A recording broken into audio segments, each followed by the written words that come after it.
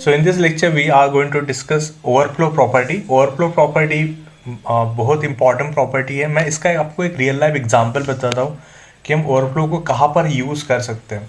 तो यहाँ पर मैं एक वेबसाइट पर आता हूँ, PCCOE Pimpri Chinchwad college of Pune.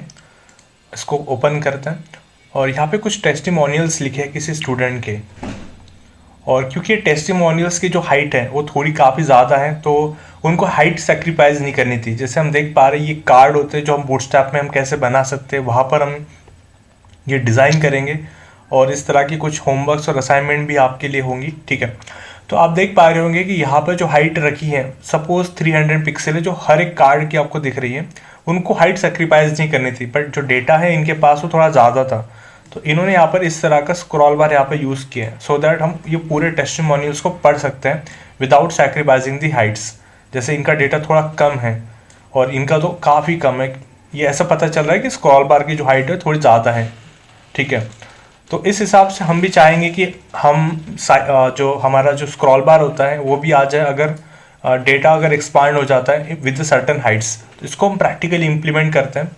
तो उसके लिए हम आते हैं हमारे CSS ऑल फाइल्स फोल्डर पर, न्यू पर आएंगे, then we will go to the will create a new file overflow.html। और काफ़ी टाइम हो गया हमने एक्सटर्नल या फिर इनलाइन वगैरह यूज़ नहीं किया है। यहाँ पर मैं कोशिश करूँगा कि एक्सटर्नल CSS को हम यूज़ करें।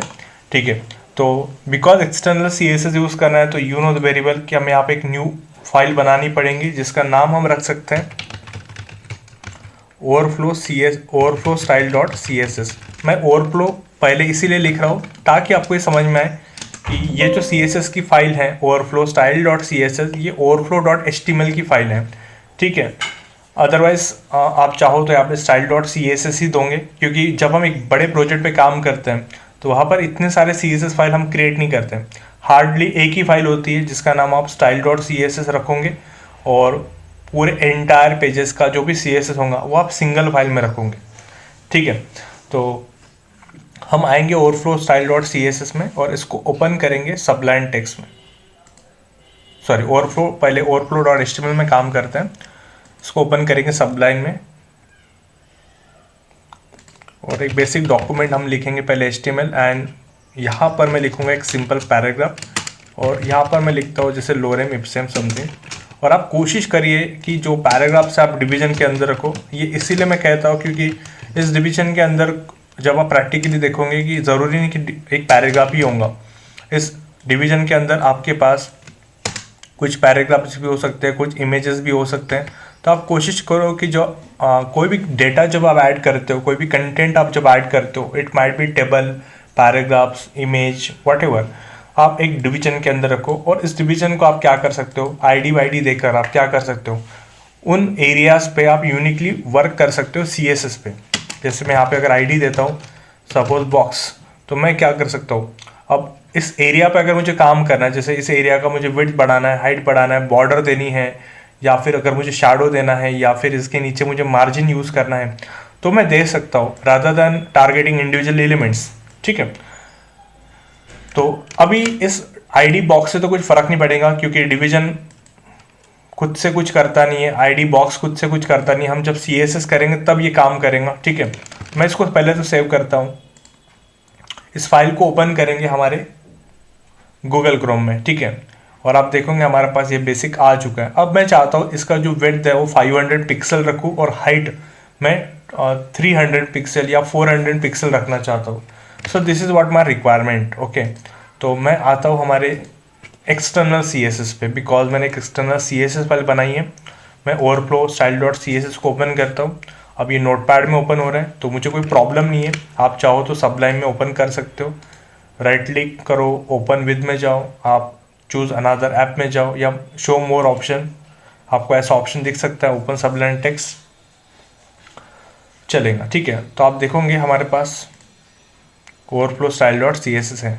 ठीक है, और यहाँ पर क्या करते हैं, यहाँ पर कुछ काम करते हैं। जैसे मैं कहता हूँ कि डिवीजन जो हमारे पास, रादर देन डिवीजन एक काम कर सकते हैं हम, यहाँ पे लिख सकते हैं बॉक्स 1। ठीक है, बॉक्स 1, और यहाँ पे हम कहेंगे नॉट बॉक्स 1, सिंपली बॉक्स है, और यहाँ पे मैं रखूँगा विड्थ इक्वल टू 500 पिक्सल और यहाँ पे जो मैं हाइट रखूँगा वो रखूँगा 400 पिक्सल। ठीक है, कंट्रोल एस करते हैं और आउटपुट चेक करते हैं। तो उसके लिए मैं आता हूँ गूगल क्रोम पर और इसको रिफ्रेश करता हूँ। आप देखोगे कि कुछ फ़र्क नहीं पड़ रहा है। रीज़न सिंपल है कि जो आपका overflow style dot C S S है ये आपका अलग है, then we have overflow dot H T M L ये अलग है। अभी दोनों के बीच में हमने कोई कनेक्शन नहीं किया है, तो ये कनेक्शन कैसे किया जाता है ये हमें चीज़ें पता है। हम कनेक्शन करते हैं कुछ इस तरह से, हम हेड टैग में आते हैं और हेड टैग के अंदर हम लिंक टैग यूज़ करते हैं। देखिए ये सजेशन भी दे रहा है आपको, टैब बटन दबा दीजिए, ऑटोमेटिक सब कुछ आ जाएगा लिख कर। बट आप खुद से पहले लिखो, जब तक आप लर्न नहीं हो जाता आपका ये सब चीज़ आप इसको खुद से लिखो। ठीक है, रिलेशन में हम क्या लिखते हैं, स्टाइल शीट लिखते हैं और सेकंड जो कंपलसरी एट्रीब्यूट होता है दैट इज href, इसमें हम लिखते हैं उस फाइल का नाम जिससे हमें कनेक्ट करना है। तो हमारे फाइल का नाम है overflow style dot C S S. ठीक है, फाइन, ये दो कंपलसरी है। अदरवाइज आप एक चीज़ और देखे थे, type equal to text slash C S S something, उसको आप इग्नोर भी कर सकते हैं। कंट्रोल एस करते हैं, अब चेक करते हैं आउटपुट। तो आप देखोगे यहाँ पर विड्थ और हाइट सब कुछ अप्लीकेबल हो गया। ठीक है, अब यहाँ पर मैं दे रहा हूँ सपोज कुछ बॉर्डर, तो शॉर्ट हैंड प्रॉपर्टी यूज़ कर रहा हूँ यहाँ पर 2 पिक्सल सॉलिड और मैं यहाँ पर रेड कलर दे रहा हूँ। सेव करते हैं, तो ये कुछ इस तरह से आ चुका है। अब ये कुछ मेरी रिक्वायरमेंट है कि मैं 300 कर लेता हूँ इसको पहले तो। ठीक है, तो मेरी ये रिक्वायरमेंट है कि मेरा जो पैराग्राफ है वो 300 क्रॉस नहीं होना चाहिए, बिकॉज इसके नीचे कुछ डेटा हो सकता है। यहाँ पर नीचे इस बॉक्स के नीचे कुछ डेटा हो सकता है, मैं नहीं चाहता हूँ कि और वो नीचे जाए अगर कंटेंट बढ़ जाता है। अब किसी किसी के जो टेस्टिमोनियल्स हो सकते हैं या डेटा हो सकता है, पैराग्राफ हो सकता है, वो कुछ ज़्यादा हो सकता है।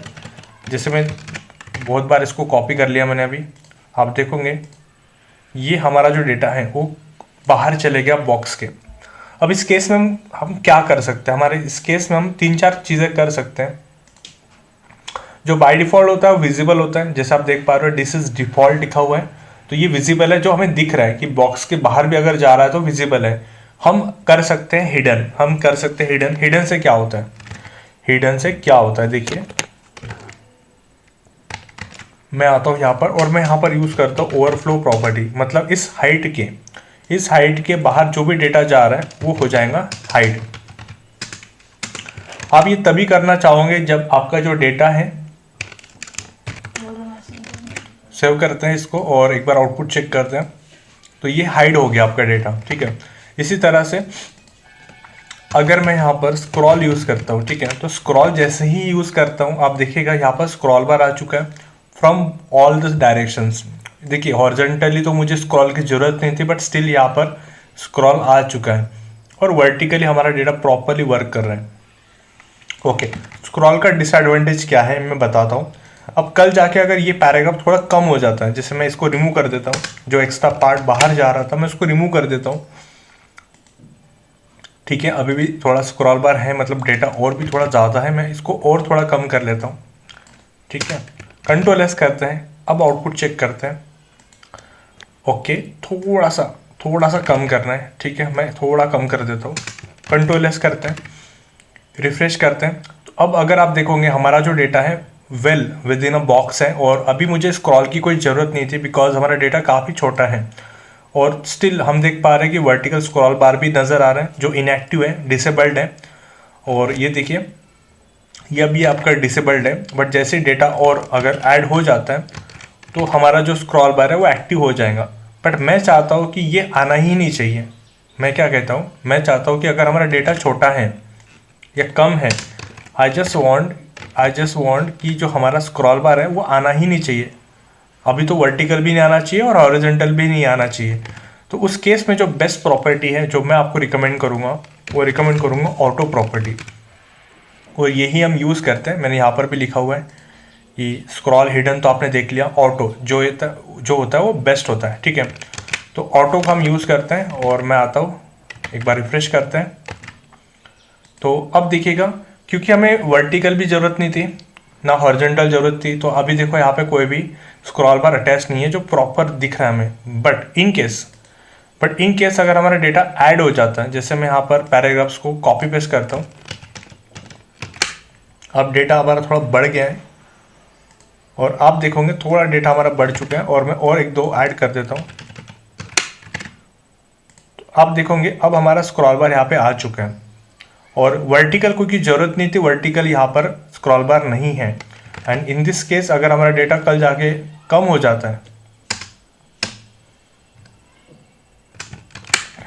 ठीक है, तो आप देखोगे ऑटोमेटिकली क्या हो जाता है, स्क्रॉल बार रिमूव हो जाता है। तो ऑटो एकदम बेस्ट काम कर रहा है, मतलब अगर ज़रूरत है तो ऐड हो जाएगा, ज़रूरत नहीं है तो पूरा तरह से निकल जाएगा। स्क्रॉल क्या कर रहा था, स्क्रॉल आपका वहाँ पर वो इंस्टिंक्ट छोड़ रहा था, डिसेबल्ड मैनर में वो रह रहा था वहाँ पे। तो स्क्रॉल को आप यूज़ कर सकते हो, अगर आपको लगता है कि आना चाहिए तो फिर ठीक है, बट मैं तो बहुत बार ऑटो ही यूज़ करता हूँ, ठीक है, अगर आपको हाइट को सेक्रीफाइस नहीं करनी है। फाइन।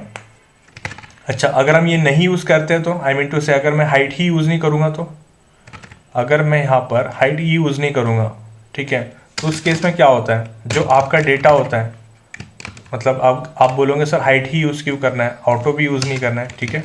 इससे क्या होता है, जो आपकी हाइट होती है ना पेज के अंदर, वो ऑटो होती है। ऑटो बोले तो जैसे अब देखोगे कि अब आपका डेटा इतना है तो हाइट इतनी आ गई, ठीक है। अगर आप डेटा और बढ़ा दोगे,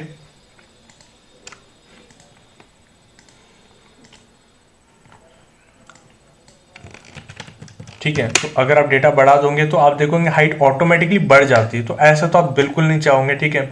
तो आप हाइट फिक्स रखोगे और फिर अगर आप हाइट फिक्स रख रहे हो तो फिर उस केस में जो अगर डेटा अगर एक्सटेंड हो जाता है तो फिर आपका ओवरफ्लो प्रॉपर्टी आपकी बड़ी हेल्प करता है, ठीक है, और उसको आप रखोगे auto. So I hope you understood this part. हम अगले लेक्चर में बात करते हैं डिस्प्ले प्रॉपर्टी की।